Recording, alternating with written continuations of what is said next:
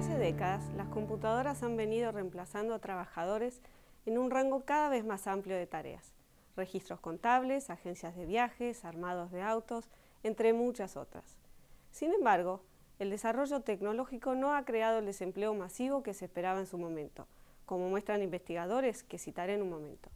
Sí ha creado un importante cambio en la naturaleza del trabajo humano, en la división del trabajo entre máquinas y trabajadores, y consecuentemente en la manera en que debemos pensar la educación y la formación para el trabajo.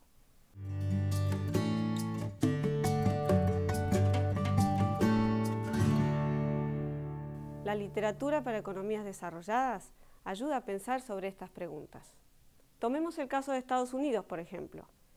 La diferencia salarial entre los graduados universitarios y los graduados de secundarios, es decir, la prima o premio a la educación universitaria, ha venido aumentando continuamente desde los años 80. Además, en términos absolutos, el salario real de los trabajadores más educados subió significativamente, mientras el salario real de los trabajadores con educación secundaria disminuyó en el mismo periodo. Por último, el salario de los trabajadores con educación primaria subió en relación al salario de los trabajadores con educación media, resultando así en una caída al retorno a la educación secundaria. El desarrollo tecnológico cambió la fracción del empleo en diferentes ocupaciones con diversas concentraciones de trabajadores universitarios, graduados secundarios o con menores niveles de educación. Veámoslo en mayor detalle.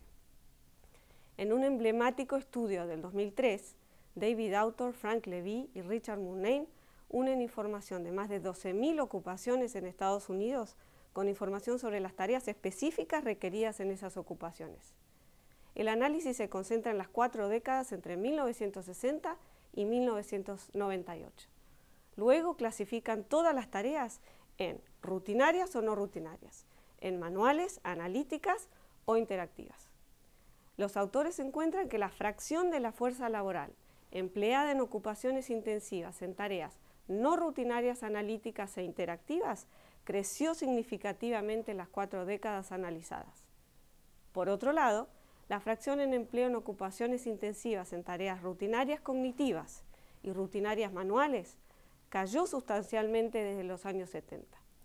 Finalmente, la fracción de empleados en ocupaciones intensivas en tareas no rutinarias manuales cayó también de manera continua en ese periodo. Las ocupaciones intensivas en tareas rutinarias, cuya demanda ha caído, empleaban mayormente trabajadores con educación secundaria. Estas tareas repetitivas, con patrones replicables por máquinas, fueron naturalmente las afectadas por el desarrollo tecnológico. Su valor de mercado cayó, lo cual está asociado con la pérdida salarial de los trabajadores con educación media. Por el contrario, las ocupaciones con mayor intensidad en tareas no rutinarias analíticas, ocupaciones profesionales, gerenciales, técnicas, creativas, como pueden ser leyes, medicina, ciencia, ingeniería, administración, emplean principalmente trabajadores universitarios, altamente educados con destacada capacidad analítica. Para ellos, los avances tecnológicos fueron complementarios y aumentaron su productividad. El valor de mercado de estas habilidades aumentó y, asociado con ello, aumentó el salario relativo y absoluto de los trabajadores con títulos postsecundarios.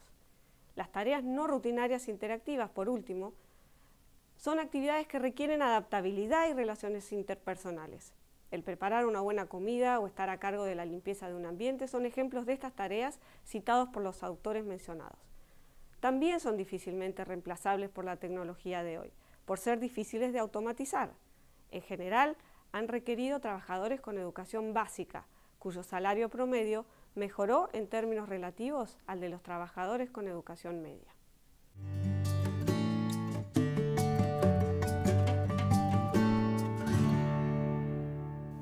El retorno a la educación secundaria en particular ha caído sostenidamente desde el principio de los 90 en la región.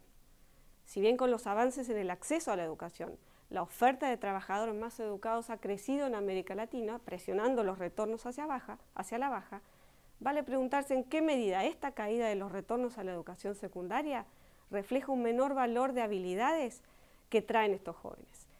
Aunque existen intentos de aplicar el mismo enfoque de tareas y cambios en la demanda de habilidades desarrollado para Estados Unidos, aún no contamos con herramientas analíticas equivalentes para América Latina que conlleven a un análisis similar con resultados irrefutables. Sin embargo, como uno de los esfuerzos incipientes de investigación en este tema, el BID ha recolectado información de primera mano que da algunas luces sobre los cambios en la demanda de habilidades y la posible brecha entre los requerimientos del mercado de trabajo y las habilidades adquiridas en la escuela. Esta información proviene de dos grandes encuestas principalmente, una de trayectorias y habilidades conducida en Chile y Argentina en 2008 y 2010 respectivamente, y la otra sobre demanda de habilidades realizada entre empresarios de Argentina, Brasil y Chile en el 2010. La primera encuesta fue realizada a cerca de 6.000 jóvenes adultos chilenos y argentinos, recogiendo amplia información sobre su experiencia en la transición de la escuela a trabajo, y además se midieron algunas habilidades cognitivas y socioemocionales de los encuestados, para analizar cómo éstas estaban correlacionadas con sus trayectorias en el mercado laboral. Hoy se sabe que no solo las habilidades cognitivas, sino también las socioemocionales, influyen en el logro de resultados educativos y laborales. Estas encuestas mostraron que las 4 habilidades medidas, tanto las cognitivas como las socioemocionales, están asociadas positivamente con el nivel de escolaridad alcanzado. Es decir, los jóvenes con mayores niveles educativos exhiben también mayores niveles de las medidas de estas 4 habilidades. La correlación es notablemente más marcada, sin embargo, para la habilidad cognitiva incluida en el estudio, una medida dura de habilidad intelectual. Es importante notar que este resultado no implica necesariamente que el sistema educativo esté desarrollando estas habilidades, sino que, en parte, estas correlaciones pueden estar reflejando también que aquellos estudiantes que cuentan con estas habilidades se desempeñan mejor en la escuela. Además, los jóvenes egresados de la enseñanza técnica exhiben mayores niveles de habilidades socioemocionales. Ya sea por selección o por formación, la educación técnica parece estar asociada a habilidades que el mercado laboral demanda actualmente, al menos en mayor medida que la educación científico-humanista.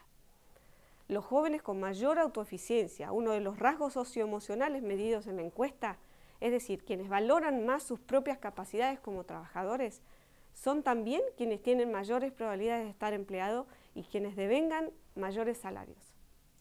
La segunda encuesta indaga entre más de 400 empresarios sobre la valoración que confieren a las diferentes habilidades. Los empresarios encuestados reportan valorar más las habilidades socioemocionales que las de conocimiento o las técnicas específicas a su sector. El puntaje asignado a las primeras es casi el doble del de las segundas y cerca de 4 veces el que se otorga a las habilidades técnicas específicas. Casi el 90% de los encuestados declaró tener dificultades para encontrar destrezas que la firma requiere al contratar trabajadores jóvenes.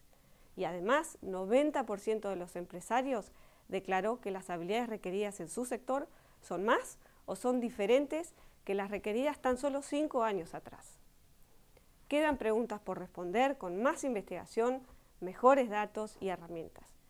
Pero claramente mejorar la pertinencia y la calidad de la educación en América Latina será una parte clave de la respuesta a los cambios en el mundo laboral, aunque ciertamente no la única.